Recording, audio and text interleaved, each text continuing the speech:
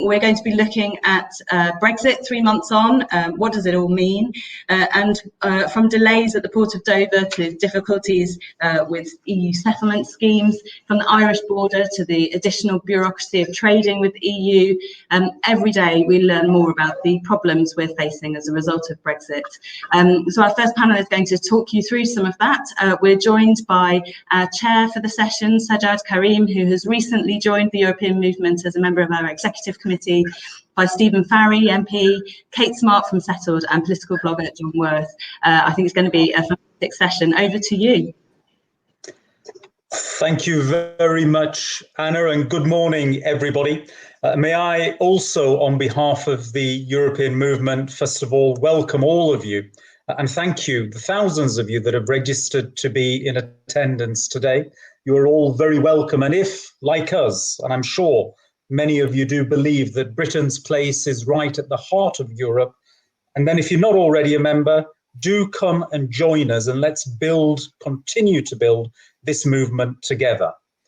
Can I welcome you to the very first panel session this morning, the Brexit deal 3 months on. And I have a fantastic lineup of panelists today, 3 individuals who have contributed so much to this debate as it's unfolded over the past few years. I have, first of all, of course, Stephen Farry, MP, Deputy Leader of the Alliance Party, has been tremendously active in making sure that Northern Ireland's interests have been properly represented and defended throughout the entire time that this saga has been unfolding. We have Kate Smart, CEO of Settled, people who have exercised their rights to settle in other EU states. This is their platform. Thank you so much for doing all that you have done for all of those people. And Jon Worth, political blogger, I'm sure many of you follow him on Twitter and all of his activities, and a teacher at the College of Europe.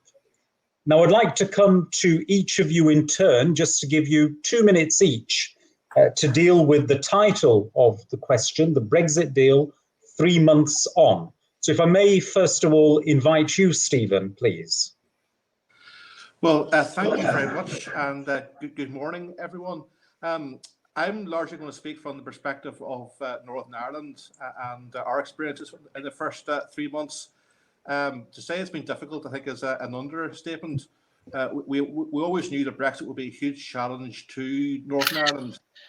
We are a divided society. There's a major fault line through our region and our politics, and we only can work through sharing and interdependence. And the problem with Brexit is that it entails some degree of new borders and boundaries, and that brings friction and also impinges on someone's sense of identity. So far, we've had some difficulties in terms of the movement of goods into Northern Ireland, and there's a lot of frustration at the level of paperwork that has been involved in that regard, and frustrations building up as a consequence to that. That has been mitigated to an extent by some grace periods that were put in place, some by negotiation and agreement in December last year, more recently through unilateral action from the UK government, which breaches international law and perhaps will backfire in the medium to long term and places us in a very difficult and challenging position. But we need to find some long-term solutions. The key one that we are proposing is a UK-EU veterinary agreement, which would take out most of the checks, particularly the SPS checks, which are the vast majority of the issues crossing the Irish Sea. This is also a huge issue for the UK as a whole, given the huge drop in food exports to the European Union. And it reflects a very minimal trade and cooperation agreement and a very particular outmoded notion of sovereignty on the part of the UK government, and a lack of willingness to even engage in very basic issues around alignment. But something has to give in that particular respect. Otherwise, we're seeing some very toxic developments in terms of our politics, with unionism in particular moving away from trying to pragmatically fix the protocol to outright demanding its scrapping. That's a road to nowhere, but it's creating an impossible demand to be met. and it may well have some very major consequences for Northern Ireland's politics over the coming years. Thank you very much. Thank you very much, Stephen. I'd like to come now to Kate. How have the first 3 months been? Sure. Well, for us at Settled, actually, the 3 month distinction doesn't mean so much to us. We are mostly dealing with the period from March 2019 up until June this year, which is the period of the EU settlement scheme. If I could just very briefly introduce Settled to say we're a charity that's been running for most of that period, providing own language information, advice and support to EU citizens on applying to the EU settlement scheme.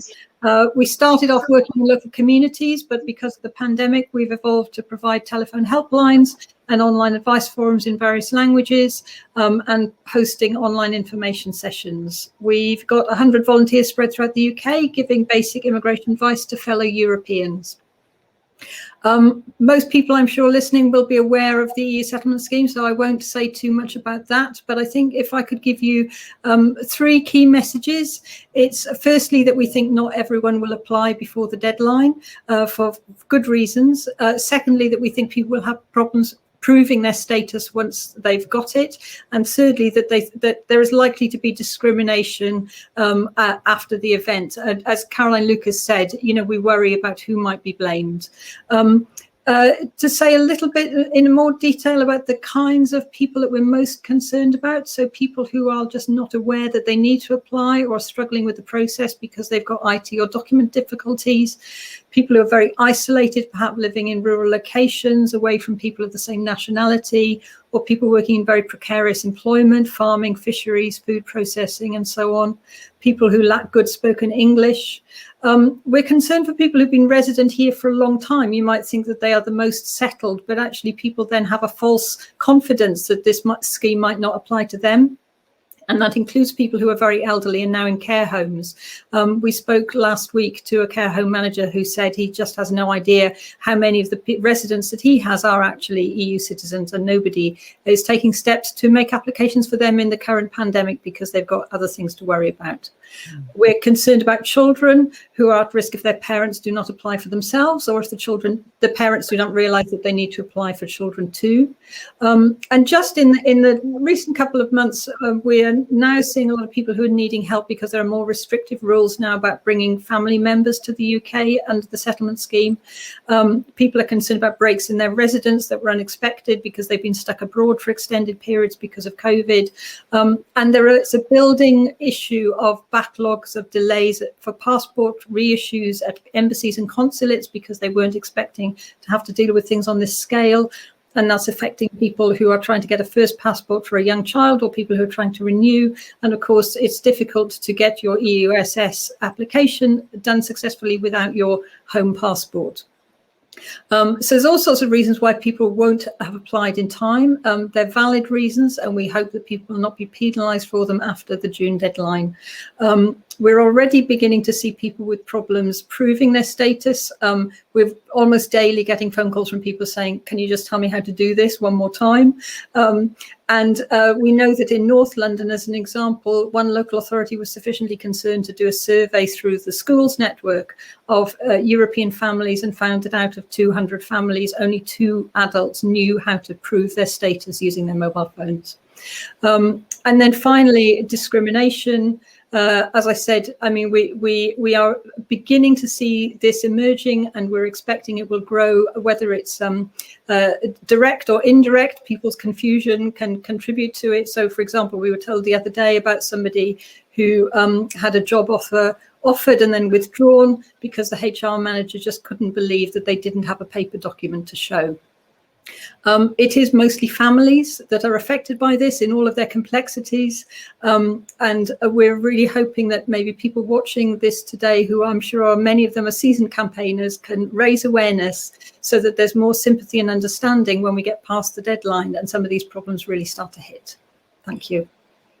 Thank you very much, Kate. Now over to you, Jon, who I think is joining us from Brussels today. From Berlin, actually. From Berlin. I work a lot in Brussels, but home is in Berlin. So I have slightly the opposite way around to many of the people that Kate is talking about. But luckily, Germany's approach to UK nationals based here has been rather simpler and more straightforward than has been the case for German citizens living in the UK. Anyway, thank you very much indeed, Sajjad, and indeed thank you, the European Movement, for the invite. Assessing this very briefly, I have three main points with regard to my assessment of where we currently stand with the deal, and I'll go through each of those 3 points briefly in turn.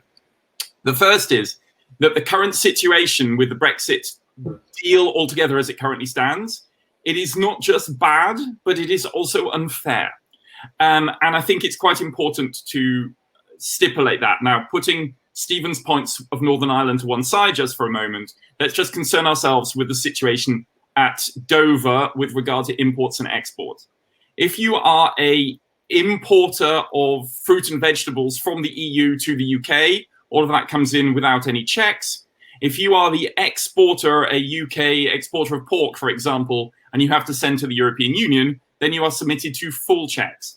Because at the moment we are in this period where Britain is not performing full checks on all of the imports, and Britain has said it will not perform those full checks for another 6 months in addition on its imports coming into the UK.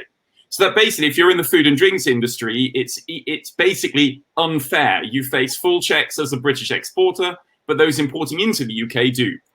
So that is essentially a situation which I think is something that needs to be consistently raised in our criticism of the deal as it currently stands, that actually for British exporting businesses, so this so-called Britain exporting to the world, global Britain that the British government goes on about, that's actually limited and restricted to a greater extent than imports into the UK are just now. The second point is there even going to be the ratification of the Trade and Cooperation Agreement that was done and dusted on 24th of December. Now, on your programme, a later speaker is David McAllister, the chair of the UK Coordination Group in the European Parliament. But we have to ask ourselves, is the European Parliament actually even going to ratify the Trade and Cooperation deal by the end of April, which is the deadline, or the time by which provisional application expires?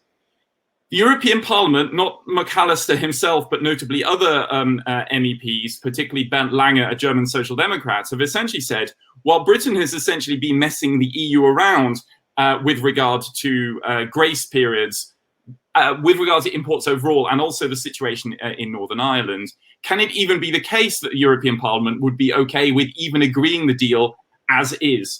So a big fight which is due to come next month on the Brussels side is, what does the European Parliament do?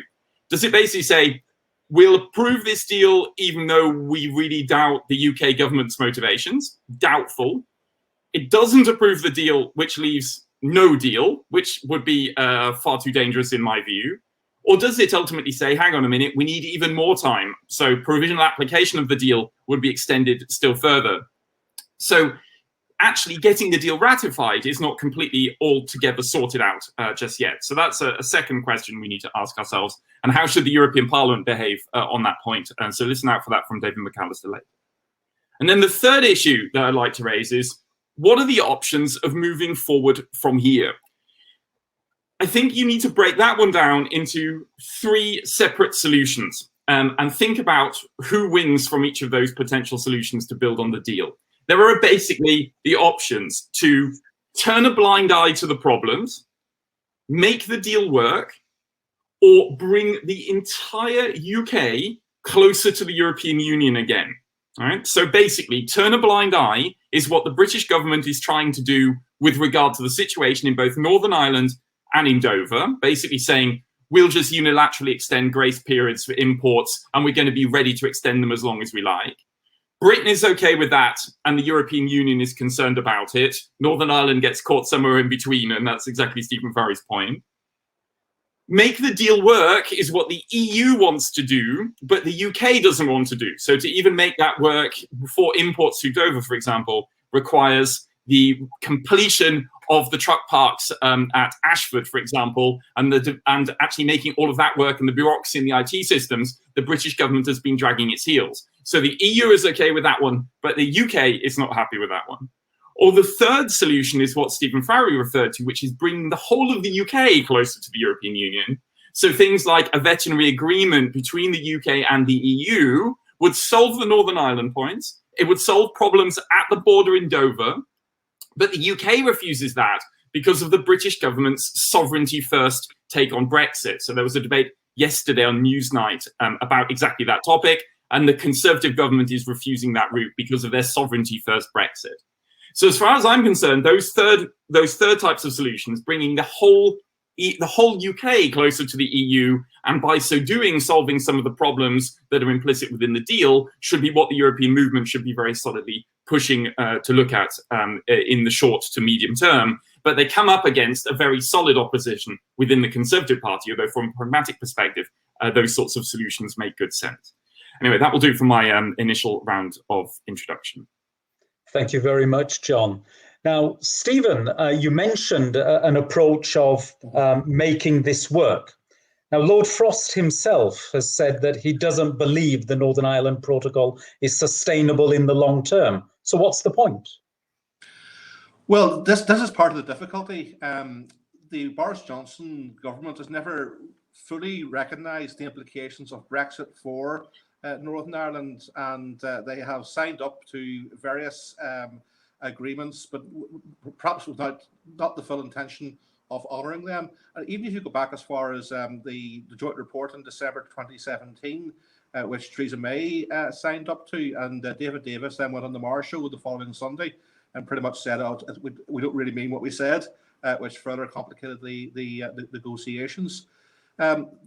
Northern Ireland therefore remains this conundrum, if that is the attitude of the UK government. I don't want to speak out of turn and sort of say that we almost miss Michael Gove, who was slightly more pragmatic than David Frost in this regard, because it does seem to be a sense of greater confrontation with the European Union. That's not tenable. That's not sustainable. But from a wider political point, given where we are and the choices that have been made and the options that are available, short of a reassessment of Brexit overall, either you make the protocol work and implement it, or you scrap it, in which case you end up with more political chaos and uncertainty, because you still have to draw a line on a map somewhere that will create a degree of contention. If that line on the map is moved to the island of Ireland, you then massively annoy the European Union, but perhaps more crucially, you will be badly on the wrong side of the new Biden administration in the United States, so the UK government can't really go there either. So this notion of getting a renegotiation of the protocol or getting a double consent really isn't viable. And the final point I would make is that in some ways it is unclear if the protocol will be sustainable and workable. But if it is, it will allow Northern Ireland some degree of space and stability in the short to medium term. If you end up in a situation where you have greater chaos, all bets are off in terms of Northern Ireland's constitutional future and indeed its place within the United Kingdom, because more chaos will lead more people to consider a united Ireland, which is, of course, a perfectly legitimate aspiration, but those are the potential consequences that flow from that. So if you push this too hard, Boris Johnson could see a situation where he ends up unpicking the UK as a whole. Thank you. Now, John, it seems based on what you've just said that being in the single market and customs union pretty much solves 90% of the issues that you've just addressed. Is there any mileage in trying to park the UK in EFTA? I think in a practical sense, of course, there would be a lot of mileage in that. The problem I see is that politically, that's just a non-starter at the moment on the UK side. You can't persuade Frost, Johnson, indeed pretty much anyone else in the British Conservative Party at the moment that that's even viable. In tactical strategic terms, I think you need to see it slightly differently. I think you need to kind of chip away at each of the practical problems in as far as possible. So that's why I completely agree with Stephen's point with regard to a veterinary agreement. That would be a very solid first thing to ask for. That's also why I very much value this work done about musicians and creative industries so as they can tour in the EU visa-free. Many people have said, hang on a minute, but what about other groups that would also like freedom of movement? Well, no, hang on a minute. If you can secure that for one group first, and there is a very solid economic case for securing that for musicians and creative industries, it being such an important export for the UK, then you can start to begin to make the case for others. So I wouldn't start with customs union and single market. simply because politically I can't see that you can move that point. It's just too big in British politics just now. So therefore, I think you need to start one level down, and that's where I would start with a veterinary agreement, and I would start on with regard to freedom of movement specific on creative industries, because those two, the case is extremely strong. And there, when you listen to Conservative Party reactions on the veterinary agreement, for example, they know it makes sense, right, from a pragmatic point of view. It's just you can't kind of overcome the ideological problem, the sovereignty problem that Lord Frost keeps on raising. So that's how I would see that. So I agree with you completely from an ethical point of view, totally. But I just don't see that one's winnable in short term. Thank you. Now, Kate, in the run-up to the referendum, even the Brexit ultra members of Parliament were not arguing that the rights of EU citizens settled in the UK should in any way be infringed upon. What are the sorts of things that members of Parliament could be doing to most help the people that you speak for today? Well, the main one, of course, is to argue for some kind of paper document that proves people's immigration status, because they're trialing, the Europeans really are guinea pigs with this idea of their immigration status being something that they show on their mobile phones. And it's going to be trial and error, and people are going to fall through the gaps. We're already getting so many difficulties, and we haven't even got to the deadline yet. So I think the main thing is that call for a paper document for people. But I think aside from that, the more understanding there is that when we get to the deadline, many millions of people will have successfully applied, but not everybody, and there will be good reasons. These are reasonable people who have maybe tried and failed, or just not understood what they need to do. And an understanding that when we get to the deadline, there may need to be an extension. And then I think a part of that, which is a growing issue that we're seeing now, is the fact that the embassies cannot cope with the backlog. So that the embassies are having to process passports in order that people can make this EU settlement scheme application. And there are conversations happening with the Home Office now to provide more flexibility for people who cannot get their passport renewed in time. Thank you very much. Stephen, if I may come back to you and the point you made about the unity of the UK itself. Mm-hmm. Surely the integrity of the United Kingdom is amongst the biggest challenges that any British government today faces. How do you see this unfolding in terms of Northern Ireland?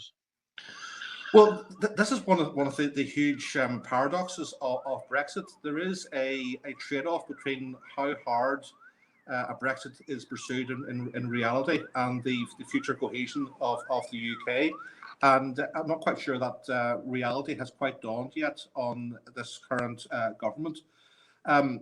Obviously, you have the situation with Scottish independence, and it's worth noting that both the Scotland and Northern Ireland were strong Remain areas, and we don't naturally fit under the English nationalist agenda. Even this week's announcement of the proliferation of more Union flags is more about papering over the cracks and trying to address the genuine issues.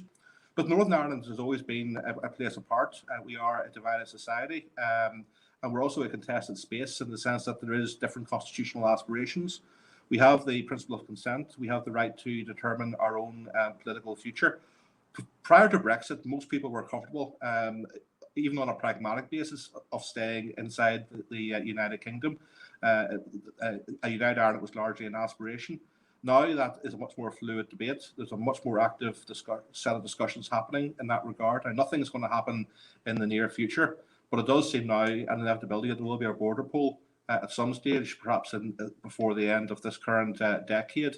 And it is uncertain as to how that will go at present. So let's put it this way: the softer Brexit, the more people will be comfortable with the status quo. The harder the Brexit, the more people will reconsider their longer-term aspirations in Northern Ireland. So this is now a looming question on the horizon. Thank you very much. Now I'm into my last 2 minutes, so I'm going to give a minute each to Kate and to Jon, just to summarise and sum up any points they would like to make. I'll come to you first, Kate. Well, I think from our point of view, awareness raising will really help. I think the more the people listening can help us to spread the word about the difficulties that Europeans are having now with the process and are likely to have in future, the more sympathy there is likely to be when they come up against employers or landlords or service providers and they're struggling to prove their status. So, please help us to spread the word. And then if I can just put in a quick pitch for Settled, I would say we are a very new charity. We do not have a strong supporter base yet. We want to be here for the long term because we think we're needed for the long term and we would really benefit from your help. So please consider supporting Settled. Thank you. Thank you very much. Now, Jon, you mentioned David McAllister before. He's somebody who I've known for many, many, many years. He's a real friend of the United Kingdom. But how does Europe now see the potential arguments that are presented by many in the United Kingdom about a re-entry into the European Union? At the moment, Brexit is not on the EU's agenda.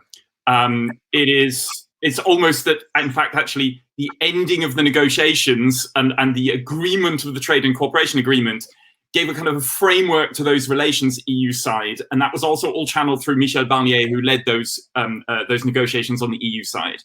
Since the beginning of January, the coherence of the EU side dealing with those issues has waned somewhat in the European Parliament, also in the European Commission, and leaders of the bigger EU countries have got other things on their plate, notably dealing with coronavirus, to mean that Brexit is sort of a lower level priority just now. At the moment, there are no people in the European Union institutions who are seriously thinking about rejoin, or are seriously thinking even about a softening of relations towards the UK at the moment. The portrayal in the public debate, in as far as there is any, and I say that based in Germany, is that this is an issue that the UK is seen as a slightly malevolent country on the edge of Europe just now, and it's a problem to be managed, not a relationship that in the short term can really be repaired. And you have to then see the European Union's reaction to that sort of sphere. Rejoin is not on the EU's agenda, short or even to medium term. There's got to be a lot more goodwill that comes from the EU, and also that starts with you, I think, European movement, if that's to be put right. So sorry, that's a bit of a depressing answer to that question, but that's the reality as I see it on the European Union side just now. May I thank all three of you for making the time to come and address and speak to the conference today. It's greatly appreciated. Please carry on all of your good work. And as I now hand back to Anna to continue the conference, may I once again thank all of those of you that have registered to be present here today. And may I strongly encourage those of you that believe in our values, please come and join us. Anna, over to you. Thanks, Saj, and thank you to Stephen, to Jon and to Kate for that heavy dose of Brexit reality.